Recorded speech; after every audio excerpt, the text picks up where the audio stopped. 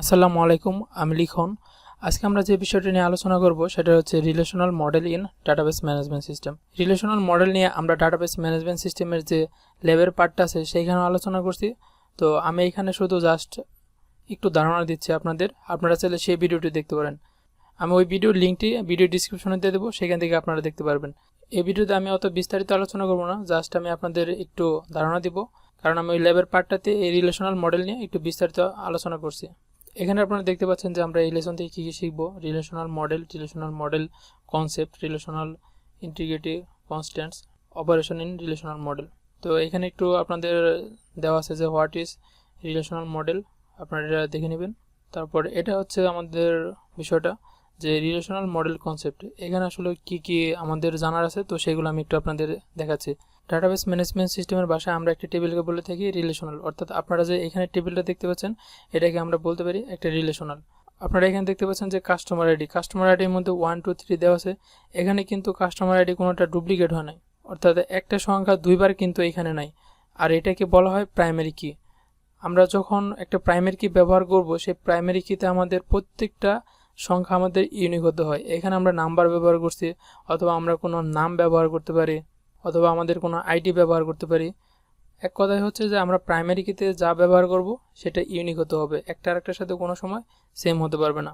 তারপর আপনারা এখানে দেখতে পাচ্ছেন যে ডোমেন নিয়ে আমরা এর আগে আলোচনা করছি। ডোমেন দিয়ে মূলত একটা এলাকাকে বোঝায়, যেমন হতে পারে একটা ব্যাংকে বোঝাতে পারে। ব্যাংকের মধ্যে বিভিন্ন অ্যাকাউন্টের হোল্ডারের নাম থাকবে, তারপর তাদের ট্রানজ্যাকশন, তারপর তাদের অ্যাড্রেস, এগুলো থাকবে। এখন কিন্তু আমরা চাইলে এই ব্যাংকের ডাটাবেসের মধ্যে কিন্তু আমরা চাইলে একটা হসপিটালের যে আমাদের ডাটাগুলো থাকবে সেগুলো কিন্তু দিতে পারবো না। একইভাবে যদি আমরা কোনো পলিটিক্যাল ডাটাবেস তৈরি করি, সেখানে কিন্তু চাইলে আমরা আবার ভার্সিটির ডাটাবেস দিতে পারবো না। একইভাবে যদি আমরা কোনো ভার্সিটির ডাটাবেস তৈরি করি, সেখানে কিন্তু আমরা চাইলে কোনো হসপিটালের ডাটা দিতে পারবো না। তো এইভাবে একটা ডোমেন দিয়ে একটা এলাকাকে বোঝায়। যেমন এখানে কাস্টমার নেম আছে, কাস্টমার নেমের মধ্যে গুগল, অ্যামাজন, অ্যাপেল দেওয়া আছে। এখানে কিন্তু চাইলে আমরা 1 2 3 4 এইভাবে কিন্তু কোনো সংখ্যা ব্যবহার করতে পারতাম না। তারপর হচ্ছে এখানে আপনারা স্ট্যাটাস দেখতে পাচ্ছেন। স্ট্যাটাস দিয়ে বোঝাচ্ছে যে এটা অ্যাক্টিভ আছে অথবা ইনঅ্যাক্টিভ আছে, তার অবস্থাটাকে বোঝাচ্ছে। এখানে আরেকটা বিষয় হচ্ছে যে ট্রাপেল অর রো। আমাদের যে টেবিলটা থাকবে, এই টেবিলের মধ্যে যে আমাদের রোগুলা থাকে, সেই রোগুলাকে বলা হয় ট্রাপেল। আর এই প্রত্যেকটা রোকে একত্রে বলা হয় কার্ডিনালিটি। তারপর আপনারা এখানে দেখতে পাচ্ছেন কলাম অর অ্যাট্রিবিউট। কলাম হচ্ছে যে আমাদের একটা টেবিলের মধ্যে যে কলামগুলো থাকে, আমাদের টেবিলে যে কলামগুলো থাকে সেইগুলোকে বলা হয় অ্যাট্রিবিউট। আর এই প্রত্যেকটা অ্যাট্রিবিউটকে একত্রে বলা হয় ডিগ্রি। এখানে আমাদের অ্যাট্রিবিউট আছে তিনটা, একটা হচ্ছে কাস্টমার আইডি, কাস্টমার নেম, আর হচ্ছে স্ট্যাটাস। এই তিনটা হচ্ছে আমাদের অ্যাট্রিবিউট, আর এইগুলাকে একত্রে বলা হয় ডিগ্রি। আশা করি আপনারা বুঝতে পারছেন যে রিলেশনাল মডেল কনসেপ্টটা কি। তো এখানে ওইগুলা নিয়ে একটু বিস্তারিত আলোচনা করা হয়েছে। তারপর এখানে আপনারা দেখতে পাচ্ছেন যে রিলেশনাল ইন্টিগ্রিটি কনস্ট্যান্টস, আমরা এটা নিয়ে আলোচনা করছি এর আগের ভিডিওতে, আপনারা চাইলে সেই ভিডিও দেখতে পারেন।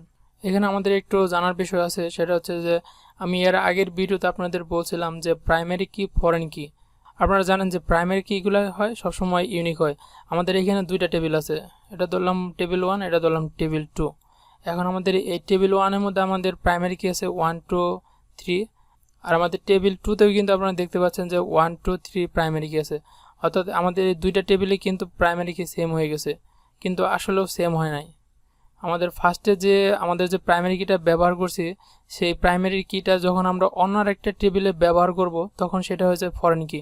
অর্থাৎ এখন আপনারা দেখেন যে আমাদের এই ফার্স্ট টেবিলে যে 1 ব্যবহার করছিলাম, সেটা কিন্তু আমরা সেকেন্ড টেবিলেও ব্যবহার করছি। সেকেন্ড টেবিলে এই ফার্স্ট টেবিলের প্রাইমারি কিটা এখানে আসলে এটা হয়ে যায় ফরেন কি। এখন দেখেন যে এই 1 আর 1 দুটা মিলে কিন্তু একটা ইউনিক আইডি হয়ে গেছে, অর্থাৎ এটা কিন্তু এই ফার্স্ট আইডির সাথে মিল নাই। একইভাবে আপনারা এখানে দেখতে পাচ্ছেন যে আমাদের এই সেকেন্ড টেবিলের প্রাইমারি কিগুলো 1 2 3, আর এখানে কাস্টমার আইডিগুলো হচ্ছে আমাদের ফার্স্ট টেবিলের প্রাইমারি কি।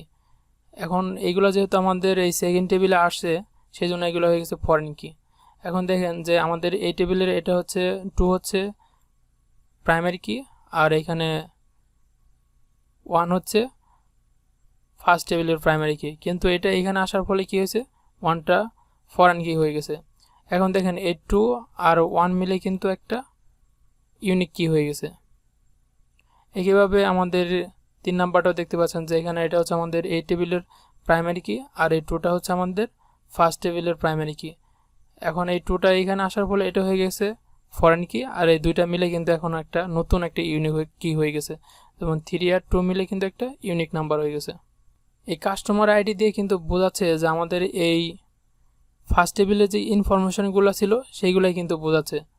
এখানে এই কাস্টমার আইডি 1 দিয়ে কিন্তু বোঝাচ্ছে যে গুগল নামে একটা ছিল, আমাদের কাস্টমার ছিল আর সেটা অ্যাক্টিভ ছিল, আর তার এখন এই অ্যামাউন্টটা এখানে আমরা নতুন শুধু অ্যাড করছি।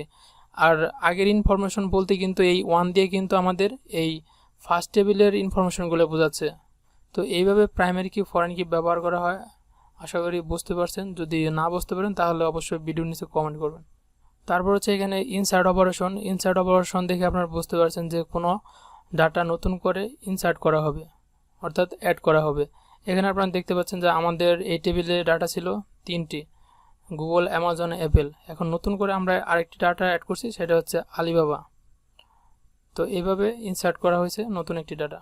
তার হচ্ছে আপডেট আপডেট বলতে বোঝায় যে আমাদের একটা জিনিস যে অবস্থায় আছে সেই অবস্থায় থাকবে, শুধু ওইটার কিছু অংশ পরিবর্তন করা। ধরেন আমরা একটা ফেসবুকে পোস্ট দিলাম, পোস্ট দেওয়ার পর দেখা গেল যে ওইখানে আমাদের একটা বানান ভুল হয়েছে, তখন আমরা সেটা ঠিক করে লিখলাম, অর্থাৎ আমাদের ওই স্ট্যাটাসটাকে কী করলাম, আপডেট করলাম। একইভাবে এখানে দেখেন যে আমাদের যে অ্যাপেল নামে যে কাস্টমারটা ছিল এটা এখানে আমাদের ইনঅ্যাক্টিভ আছে, আমরা কী করলাম, এটাকে অ্যাক্টিভ করে আপডেট করে দিলাম। এটাই হচ্ছে আপডেট অপারেশনের বেসিক বিষয়টা। তারপর হচ্ছে ডিলিট অপারেশন। এটা আমি একটা ফেসবুকের পোস্টের সাথে তুলনা করতে পারি। যেমন আপনি একটা ফেসবুকে পোস্ট দিলেন, কিছুক্ষণ পর আপনার মনে হলো যে না, পোস্টটা দেওয়া ঠিক হয় নাই, তখন আপনি কী করলেন, সেই পোস্টটা ডিলিট করে দিলেন। তো একইভাবে আমাদের ডাটাবেজেও কী করা হয়, যদি আমাদের কোনো অপ্রয়োজনীয় ডাটা থাকে তখন আমরা চাইলে সেটাকে ডিলিট করতে পারি। যেমন এখানে আপনারা দেখতে পাচ্ছেন যে 3 নাম্বার আমাদের অ্যাপেল নামে একটা ডাটা ছিল, সেটা অ্যাক্টিভ ছিল। আমরা কি করছি, এটা আপডেট করে সেটাকে আমরা কি করছি, দ্বিতীয় টেবিলে কিন্তু আমরা ডিলিট করে দিয়েছি, অর্থাৎ এখন আমাদের এই টেবিলে অ্যাপেল নামে কোনো আমাদের ডাটা নাই। তো এইভাবে একটি ডাটা ডিলিট করা হয়।